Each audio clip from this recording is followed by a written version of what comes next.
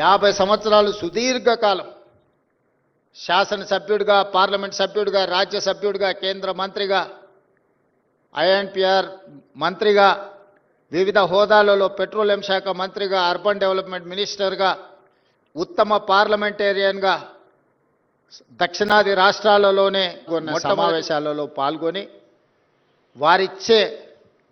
వారు చెప్పే వారి అనుభవాలను వినడం ద్వారా పరిపాలనలో నిర్ణయాలు తీసుకునే సందర్భంలో అవి మాకు ఉపయోగపడుతూ ఉంటాయి.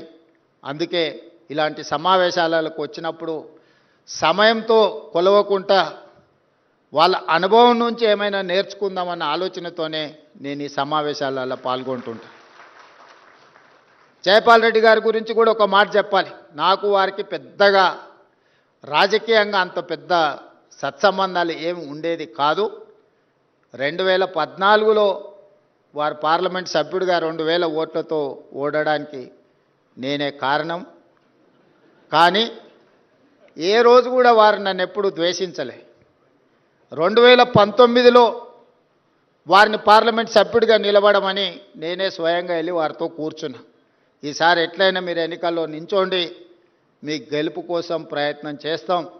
2014లో జరిగిన తప్పిదాన్ని 19లో సరిదిద్దాలనుకుంటున్నాం. మీరు పార్లమెంట్ సభ్యుడిగా పోటీ చేయండి. మోడీ గారు లాంటి ఫ్యాసిస్టులు ఈరోజు పరిపాలన సాగిస్తుంటే మీలాంటి వాళ్ళు చట్టసభలలో ఉండాల్సిన అవసరం ఉన్నది.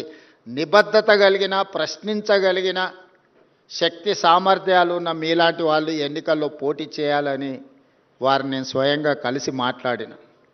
కానీ వారు అన్నారు, తరం మారింది, ఇక మేము ప్రత్యక్ష ఎన్నికల్లో పోటీ చేయడం సమంజసం కాదు, నేను ఎన్నికల్లో పోటీ చేయను, మీరు ఎన్నికలను పోటీ చేయండి, మీకు అవసరమైన మా అనుభవాన్ని మీకు అందిస్తామని 2019 ఎన్నికల సందర్భంగా జైపాల్ రెడ్డి గారు అనడం జరిగింది.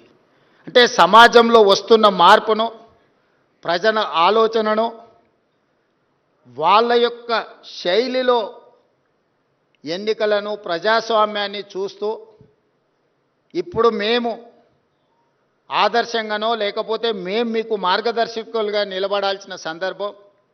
మీరు ఎన్నికల్లో పోటీ చేయండి, మేము ప్రోత్సహిస్తాం, భుజం తట్టామని చెప్పి జైపాల్ రెడ్డి గారు, జస్టిస్ సుదర్శన్ రెడ్డి గారు లాంటి వాళ్ళు ఎన్నికల పోటీలో నిలబడ్డప్పుడు ప్రొఫెసర్ కోదండరామ్ గారు లాంటి వాళ్ళు అండగా నిలబడి ఈరోజు తెలంగాణ రాష్ట్రంలో ప్రజాప్రభుత్వం ఏర్పాటుకు సహకరించారు. ఇవన్నీ అనుభవాలు. చరిత్ర మనకు పాఠాలు నేర్పుతుంది. జరుగుతున్న పరిణామాలు మన కళ్ళకు కట్టినట్టుగా కనిపిస్తాయి.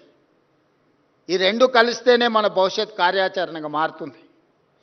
అందుకే ఈనాడు ఒక రావి నారాయణ రెడ్డి గారి యొక్క గొప్పతనము, ఈనాడు అవార్డు గ్రహీత జస్టిస్ సుదర్శన్ రెడ్డి గారి గురించి 2 విషయాలు ప్రస్తావించాల్సిన అవసరం ఉన్నది.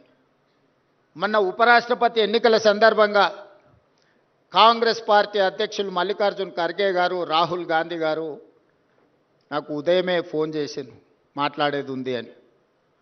ఏదైనా పార్టీ వ్యవహారాలు అనుకున్నాం. ఉపరాష్ట్రపతి ఎన్నికలు వచ్చినాయి. ఈ ఎన్నికల్లో నరేంద్ర మోడీని, అమిత్ షాను భయపెట్టాలి, నరేంద్ర మోడీ అమిత్ షాకు ఖచ్చితమైన గుణపాఠం చెప్పాలి అని వారు ప్రస్తావించారు.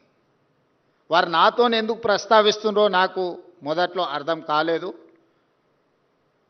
పార్టీ అధ్యక్షుడిగా, పార్లమెంట్లో ప్రతిపక్ష నాయకుడిగా రాహుల్ గాంధీ గారు, మా నాయకులు, మీ ఆదేశాలను తూచా తప్పకుండా పాటిస్తాం, కార్యాచరణని మీరు చెప్పండి అని. అయితే జస్టిస్ సుదర్శన్ రెడ్డి గారిని ఉపరాష్ట్రపతి అభ్యర్థిగా మేము నిర్ణయం తీసుకున్నాం, నువ్వు వెళ్ళి వారితో ప్రత్యక్షంగా మాట్లాడి వారికి సమాచారాన్ని అందించండి అని వారు చెప్పడం జరిగింది. వారేం ప్రజాదరణ ఉన్న పబ్లిక్ లీడర్ ఏం కాదు కదా, లేదా వేదికల మీద మాలాక కొంచెం పరుషమైన పదజాలంతో ఉపన్యాసాలు ఇచ్చే నాయకుడు కూడా కాదు కదా. వారు ఏ రకంగా మోడీని, అమిత్ షా గారిని భయపెట్టగలరు అని చెప్పి నేను రాహుల్ గాంధీ గారిని అడిగిన. వారి నిబద్ధత నరేంద్ర మోడీని, అమిత్ షాను భయపెడుతుంది. వారి నిబద్ధతను చూసి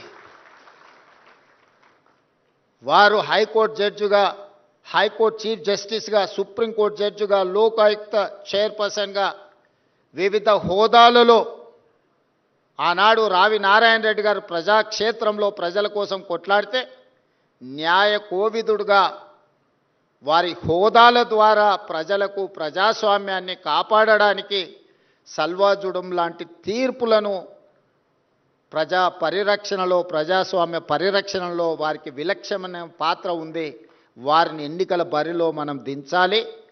మీరు వెళ్ళి వారిని కలిసి మాట్లాడండి అని చెప్పి నాకు సూచన చేసిండ్రు.